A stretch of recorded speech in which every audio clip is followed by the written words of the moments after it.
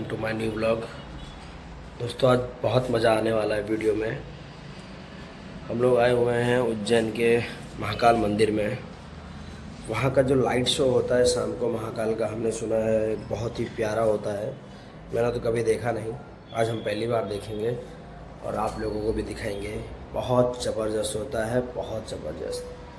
भाई लोग देखिए और बताइए वीडियो में कैसा लगा आप लोगों को। देखिए वीडियो। ये यहाँ पे लाइटिंग शो चालू हो चुका है आरती के बाद। देखिए आप लोग, बहुत तगड़ा बनाया है ये लाइट। त्रिशूल की तीनों नोकों से काम, क्रोध और लोभ पर नियंत्रण होता है। जिनके मस्तिष्क पर चंद्र शीतलता का प्रतीक है और जिनकी सवारी उज्जैन महाकाल का लाइटिंग शो। सत्य, दया, दान और तप का चिन्ह है।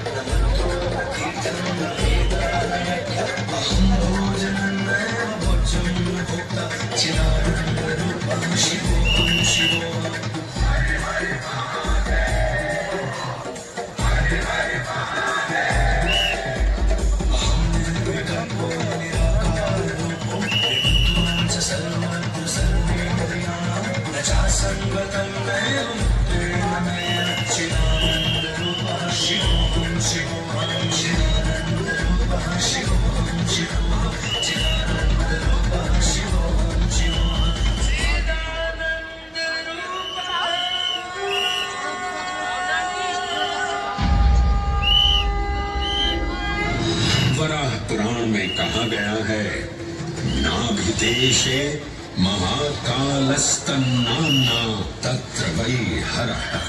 अर्थात नाभिदेश उज्जैन में स्थित भगवान महाकालेश्वर तीनों लोकों में पूजनीय है। आकाशे तारकालिंगम, पाताले हाटकेश्वरम, मृत्युलोके महाकालम, सर्वलिंगम नमोस्तुते।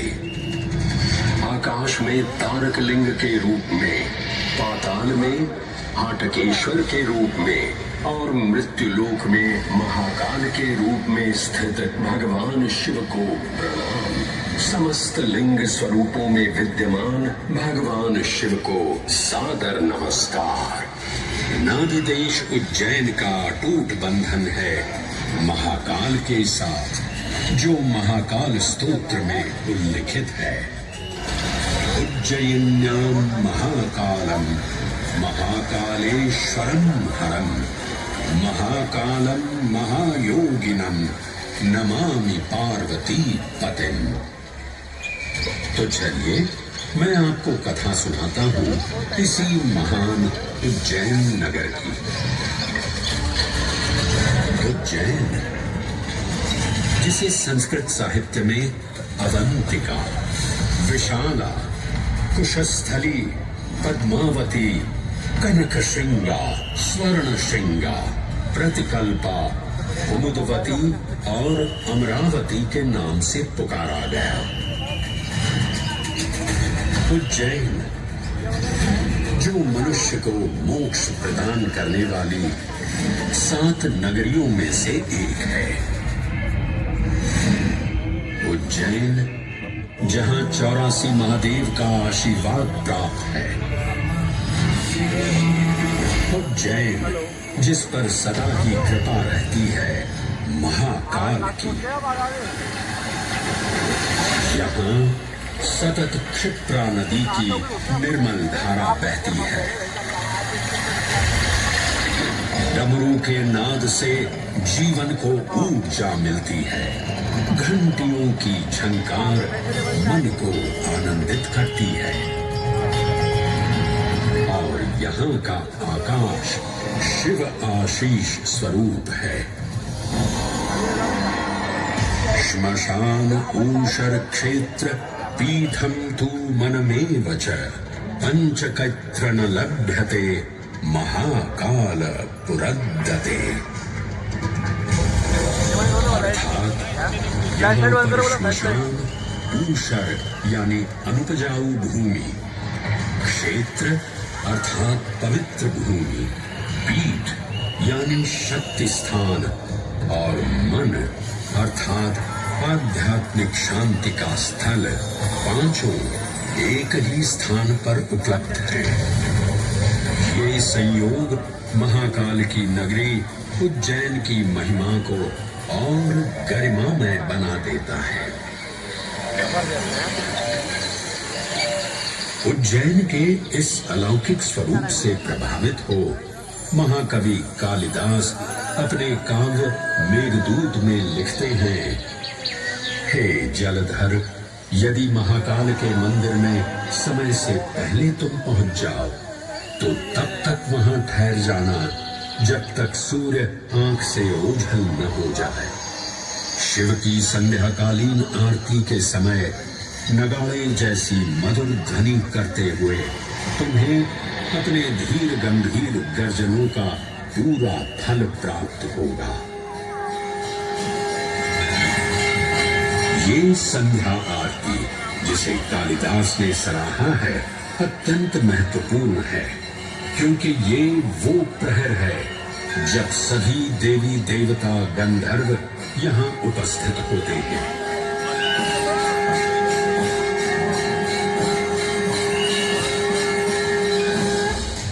उज्जैन की महिमा अद्वितीय है। सतयुग, त्रेता युग, द्वापर युग और कलयुग, हर युग में इसका अप्रतिम महत्व रहा है। इस काल यात्रा में सबसे पहले आपको सतयुग के उस कालखंड में ले चलता हूँ जहाँ देव और दानव एकत्रित हैं समुद्र मंथन करने के लिए। मन की आंखों से कल्पना कीजिए, भगवान विष्णु ने कुर्म का रूप ले मंदरांचल पर्वत को अपनी पीठ पर उठा रखा है। सागर से विकराल लहरें उठ रही हैं, मेघ भयानक गर्जना कर रहे हैं।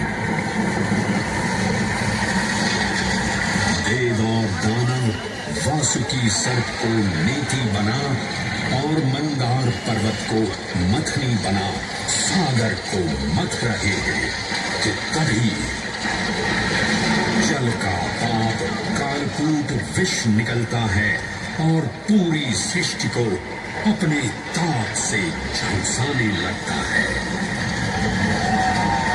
इस भयावह स्थिति में देवताओं और असुरों के बीच हाहाकार मचा दिया। यह कैसा अनर्थ है? लक्ष्य था अमृतत्व का, पर अब मृत्यु की विकराल छवि हमारी आंखों के समक्ष मंडरा रही है। इस भयंकर संकट से केवल वही उद्धारकर्ता मुक्ति दिला सकते हैं जो समस्त विश्व के परम संरक्षक हैं।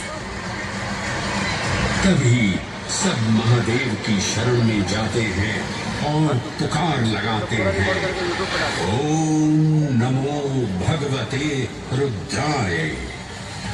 और फिर तुष्टा महादेव भक्तों की गुहार सुनते हैं, कैलाश से उतरते हैं, विष को अपनी अंजलि में भर अपने कंठ में धारण करते हैं।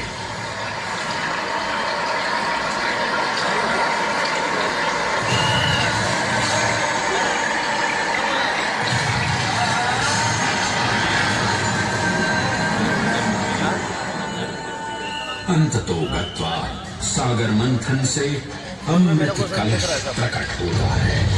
जैसे ही अमृत प्रकट हुआ, दानवों ने इसे केवल अपने आधिपत्य में लेने की आकांक्षा प्रकट की और संघर्ष छिड़ गया। आज यदि हम इस अमृत को प्राप्त कर सकें तो हम देवताओं पर हमेशा के लिए प्रभुत्व स्थापित कर पाएंगे। अमृत अपात्र हाथों में ना जा पाए क्योंकि ये अपनी शक्ति का असीम दुरुपयोग करेंगे। इस अराजकता के परिणाम स्वरूप अमृत की कुछ बूंदें छलकी और पृथ्वी तक पहुंच गई। 4 स्थलों पर स्पर्श हुआ इन बूंदों का। हरिद्वार, प्रयागराज, नासिक और उज्जैन। अमृत की इन्हीं बूंदों के कारण उज्जैन में हर 12 वर्ष पर कुंभ सिंहस्थ मेले का आयोजन होता है। भगवान शिव की लीला देखिए। लोक कल्याण के लिए स्वयं विषपान किया और अपनी नगरी पर अमृत वर्षा करवाई। अमृत की पावन बूंदों से अभिसिंचित ये दिव्य उज्जैन भूमि रामायण के पृष्ठों में भी सम्मिलित हुई। सतयुग के बाद त्रेता युग में माता सीता की खोज में वानर सेना का आगमन हुआ।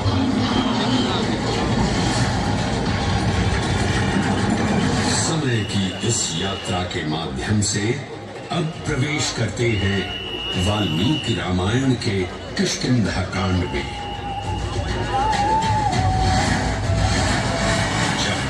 राजा सुग्रीव अपने यूथपतियों से सभी प्रमुख स्थानों पर जाने के लिए कहते हैं और उन्हें अवंती नगर यानी उज्जैन जाने का आदेश भी देते हैं।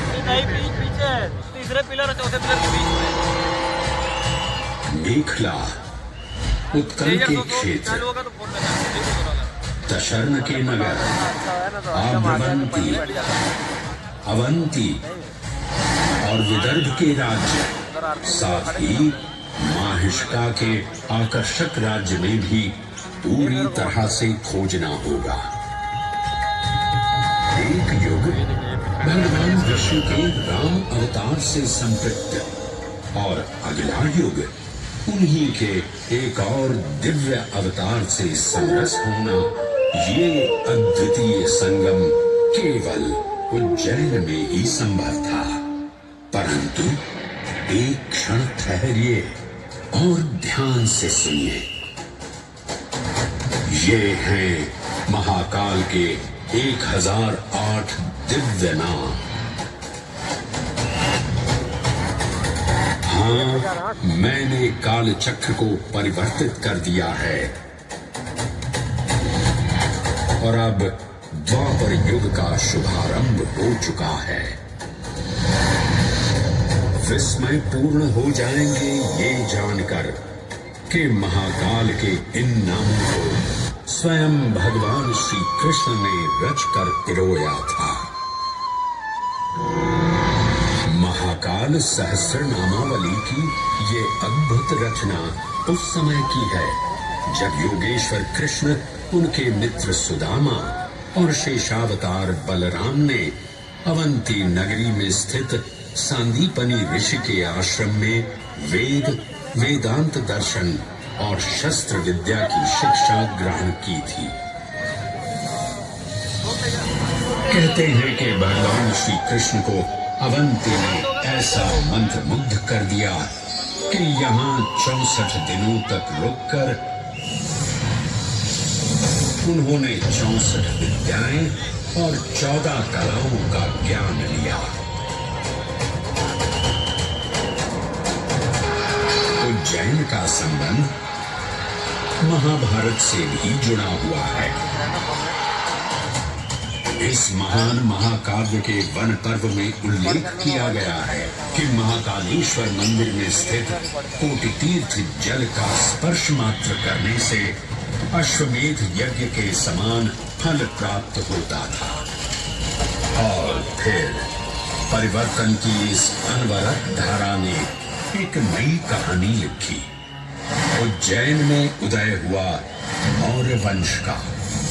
सम्राट बिंदुसार ने अपने पुत्र अशोक को उज्जैन का राज्यपाल बनाया और समय के साथ अशोक के शासनकाल में धर्म का विस्तार हुआ। मौर्य वंश के पश्चात विभिन्न राजवंशों, सम्राटों और नरेशों ने उज्जैन की सेवा की। उनमें से प्रमुख मालवागण और फिर गुप्त वंश ने यहाँ राज कर इसके वैभव में वृद्धि की। उज्जैन ने अपने भव्य तेज से जहां महात्माओं और शासकों को आकर्षित किया, वहीं इस नगर पर आतताइयों की दृष्टि भी पड़ी।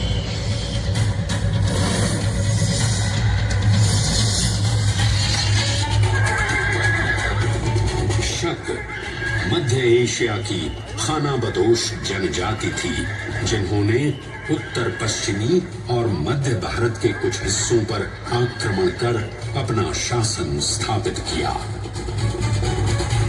ईसा पूर्व प्रथम शताब्दी में जब भारत शकों के अत्याचार से ग्रस्त था, तब उन शकों ने उज्जैन पर भी कब्जा कर लिया और फिर उज्जैन में उदय हुआ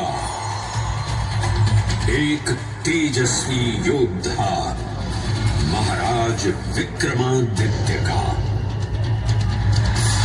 एक तरफ शकों का बल तो दूसरी तरफ विक्रमादित्य का अद्वितीय पराक्रम। विक्रमादित्य की तलवार महादेव के तीसरे नेत्र सी चमकी। प्रचंड युद्ध हुआ। महाकाल की कृपा से शूरवीरों ने शकों को परास्त किया और उज्जैन में गणतांत्रिक शासन स्थापित किया।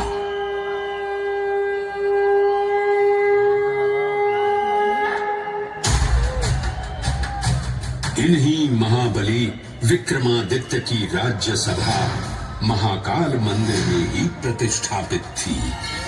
आज भी इस मंदिर की घंटियों में विक्रमादित्य की वीरता और शौर्य की प्रतिध्वनि गुंजायमान होती है। राजा विक्रमादित्य और शकों के मध्य हुए युद्ध ने उज्जैन को काल चक्र से अभिन्न रूप से जोड़ दिया, क्योंकि जिस दिन उनको विजय प्राप्त हुई, उस गौरवशाली उपलब्धि के सम्मान में एक नवीन पंचांग का शुभारंभ किया गया, विक्रम संवत पंचांग। आज भी कई हिंदू पर्व और धार्मिक अनुष्ठान विक्रम संवत पर आधारित हैं।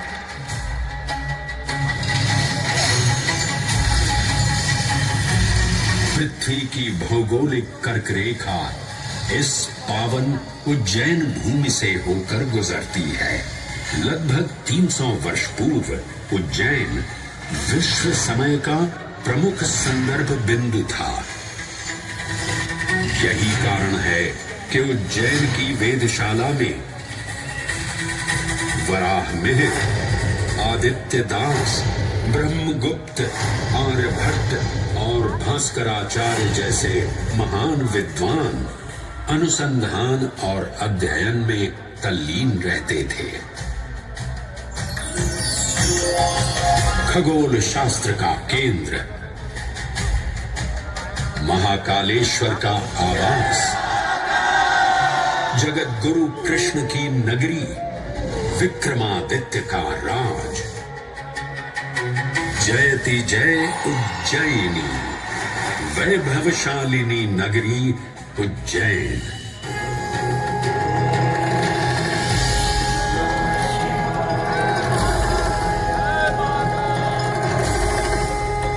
श्वासों को शिव मंत्र से अलंकृत कर, मन को भाव की गंगा से निर्मल कर, जो भी उज्जैन में महादेव की शरण लेता है, उसका कल्याण होना निश्चित है।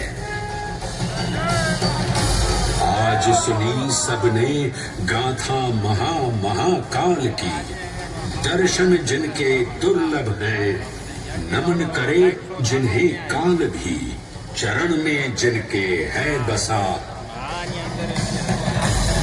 ये समस्त संसार कभी नहीं देखा होगा धरती पर ऐसा चमत्कार।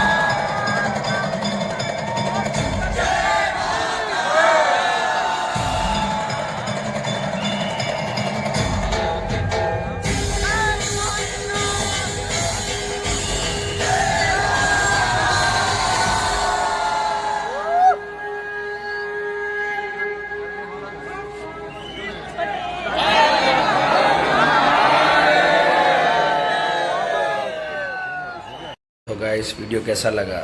वीडियो अच्छा लगा हो तो लाइक कर देना, कमेंट कर देना और अपने भाई के चैनल को सब्सक्राइब कर लेना। जय महाकाल।